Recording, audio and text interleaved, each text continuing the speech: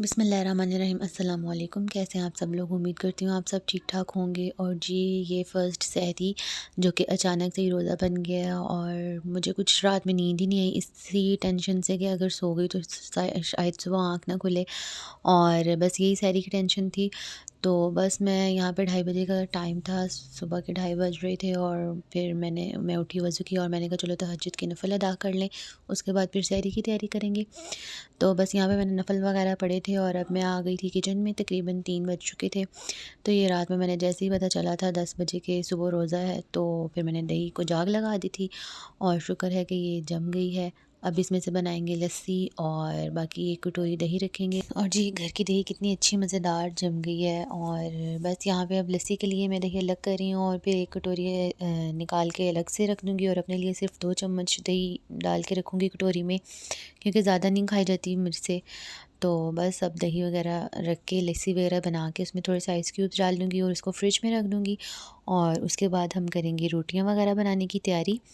तो जी, लस्सी बना के मैंने फ़्रिज में रख दी थी और अब मैं पेड़े बना रही हूँ और रोटियां वगैरह बनाएंगे। एक तरफ सालन गर्म हो रहा है, जल्दी जल्दी से रोटियां बनाएंगे और फिर जी आराम से बैठ के सहरी करेंगे। इसके पापा का कहना होता है कि मतलब आराम से इतने बजे उठें कि आराम से कौन सा बंदा सहरी कर ले, ये ना हो कि बस जल्दी जल्दी अंदर हर चीज़ फेंकें टाइम कम होने की वजह से।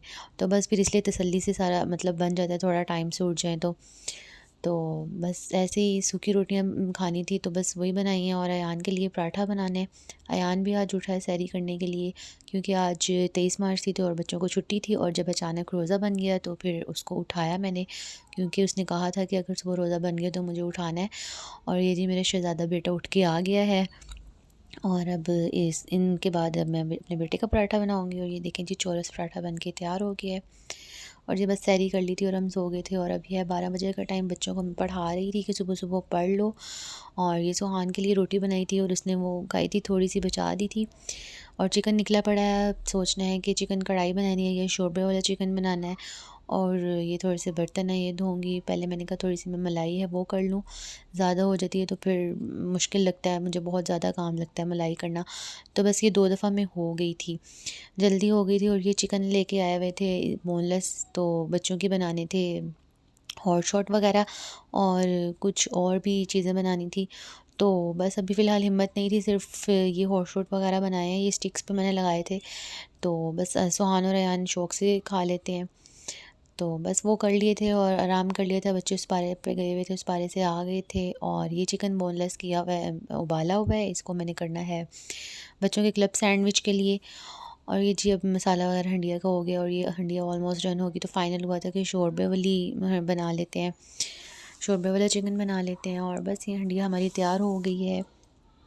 और अब जी बस इफ्तारी का टाइम नज़दीक नज़दीक है और अब यहाँ पे मैं मिल्क शेक बना रही हूँ। स्ट्रॉबेरी का मिल्क शेक बन रहा है और इसके पापा के लिए। और मैंने तो सिर्फ़ रूह अफ़ज़ा वाला दूध पीना है, दूध में मतलब रूह अफ़ज़ा डाल के मैंने अपने लिए वो बनाया था और बस थोड़ी-सी फ्रूट चाट बनाई थी। और थोड़े से अयान का रोज़ा था तो बस नगेट्स और ये हॉट शॉट और समोसियाँ वगैरह बनाई थी। तो बस चिप्स वगैरह भी बनाई थी। तो ऐसे ही बस इफ्तारी का टाइम था और बस होने ही वाला था और अब बस इंतज़ार में बैठे हुए थे। और बस जी रोज़ा खोल लिया था अल्हम्दुलिल्लाह, बहुत अच्छा रोज़ा गुज़रा। बच्चे अब खेल रहे हैं और बस अब मुझे बुखार हो गया था, सर में इतनी शदीद पेन थी। मैं थोड़ा रेस्ट कर रही थी, चाय पी और दवाई ली तो थोड़ा सुकून आया। तो फिर ये सारे काम किए, आटा-शाटा गूँधा और अभी मैं पैनाडोल लेने लगी थी कि दर्दें वगैरह ख़त्म हो जाएँ। तो बस इसी के साथ व्लॉग को एंड करते हैं। दुआ में याद रखिएगा। अल्लाह हाफ़िज़।